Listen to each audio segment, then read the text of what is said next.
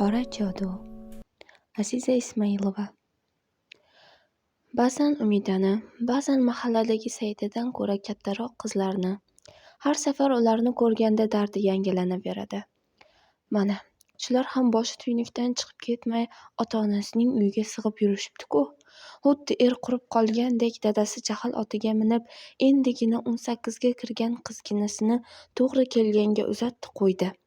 Bir narsa desang, darrov aybni menga ag'daradilar. Qizim bilan sirdosh bo'lolmaganmishman. Ichim tilinib ketdi.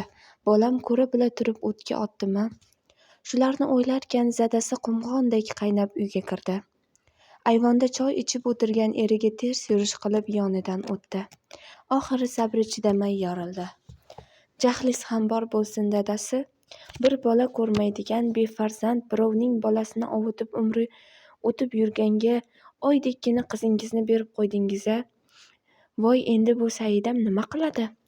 Pul bola bo'lmasa, qo'yningizga to'lgani bilan ichingizni isitmasa, voy bolam sho'rliga, nima qiladi endi Saidam? Diddomdan bola asrab oladimi? Nega shu tomonini o'ylamadingiz? Javrab-javrab Saodat xola uyga kirib ketdi.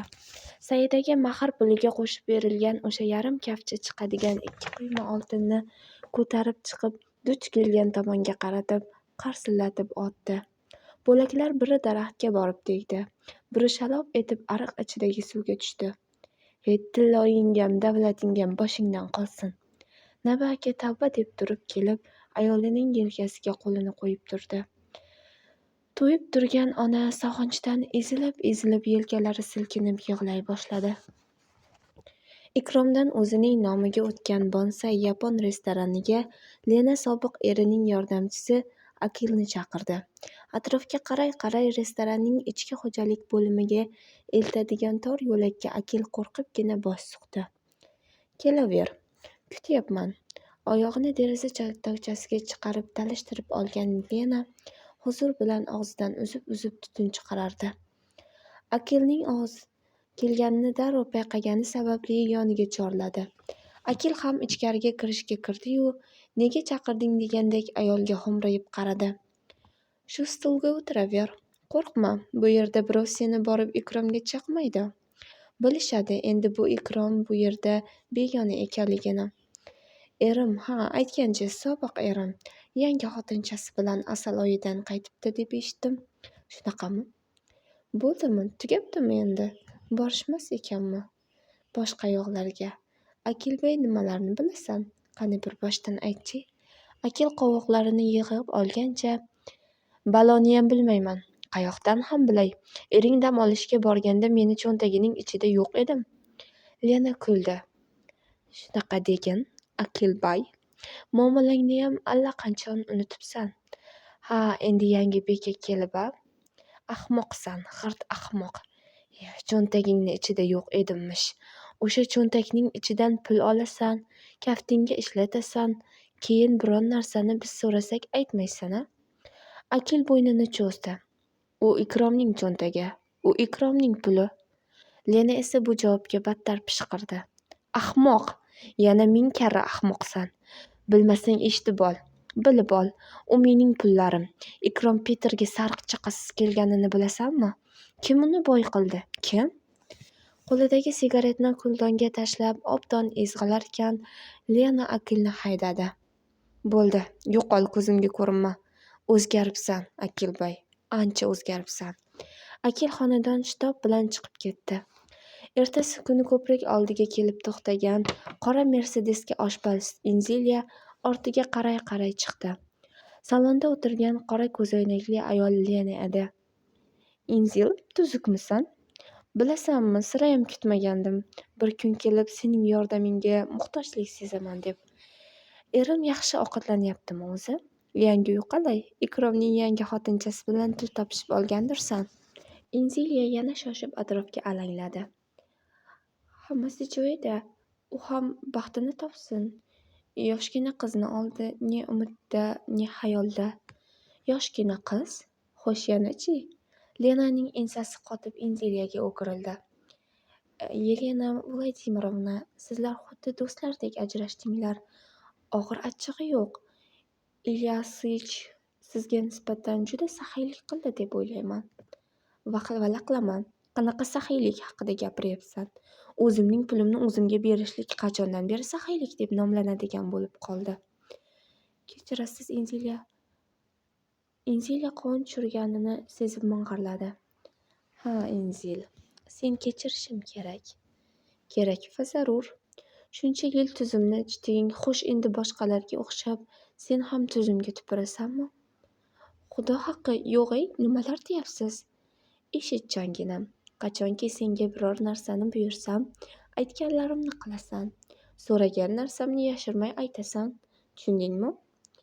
O'yin allaqachon boshlanib bo'lgan. Uni esa o'zim tugataman. Ikromga ishonma. Kelishdikmi? Enzilya Lenaga bosh silkib, xo'p-xo'plab mashinadan tushdi. Qora Mercedes zum o'tmay ko'zdan g'oyib bo'ldi. Lena shu ketishda to'g'ri ko'p yillab huzuriga qatnagan Hunganing oldiga ketdi. Hunga Yoqutistondan 10 yillarcha oldin Peterga kelib o'rnashgan jodugar shaman edi. Uning yonida tilmochlik qiladigan Izra bo'lmasa, u deyarli ruschani tushunmas, lekin balodek qora kuchlarni ishlata olardi. Lena to'g'ri bug'u shoxlari osib tashlangan kvartiradan ko'ra ko'proq shaman kulbasini eslatuvchi uyga kirib keldi. Izra uni kulib qarshi olarkan, asosiy jodugar Hunga esa kibr bilan yuzini Lenadan teskari o'girdi. Qani tarjima qil. Meni uni itlarga talataman. Hungani itlarga talataman. Go'shtini qiyma-qiyma bo'lguncha itlarning oldiga tashlayman. Ayt tezroq. Lena har bir so'zini zaharxandalik bilan dona-dona qilib aytdi. Izra ko'zlarini katta-katta ochib Lenaning so'zlarini tushunmagandek anqaydi. Og'zingni yop. Faqat tilmochlik qilishing uchun og'zing qimirlatishingga ruxsat beraman. Qani tezlash. Izra Hunga kampirga bir nimalarni tushuntirdi. Endi esa jodugar Hunga Lenaga anqayib qaradi. Asabiylashgan Lena sigaret olib tutatdi. Kampirning kalla suyagiga to'lib toshgan pastek yuzpachasiga poshnali tuflisini qo'yib engashdi. Zavq bilan Hunganing yuziga sigaret tutunini pufladi. Hunga Izraga bir nimalarni gapirdi. Izra bosh silkib kampirning gaplarini ma'qulladi. Oh xudoyim, kimlarga kunim qoldi-a? Chetga qarab bosh chayqab zorlangandek uf tortdi Lena. Izra tutunni qo'liga haydab gap boshladi. Sendek tug'maydigan qisir bilan sog'lom ering nima sababdan yashab keldi? Unutdingmi? Birovga bo'yni qayrilmasin deding. Ko'zi bilan faqat seni ko'rdi. Yo noto'g'rimi? Noto'g'ri, azizam. Gaplaring juda noto'g'ri. Birinchidan o'g'lim bor, qisir emasman. To'g'ri, boshqa tug'olmadim. Keyin o'sha jonivor erimni bo'yni qayrilganidaki shundoq qayrildiki, mana nima uchun mol-mulkni o'rtasidan bo'lib, do'stlarcha xayrlashganining sababi. Endi tushunib turibman. Shartta borib yoshkanasiga uylanib keldi nomard. Izra hayratdan boshini orqaga tashladi. Xayr, Hungaga ayt. Agar hammasini qaytadan o'zi joy-joyiga qo'ymasa, holiga voy bo'ladi. Lenaning so'zlash uslubidan bezbetlikni bayqagan Hunga g'alati ovozda qichqira boshladi.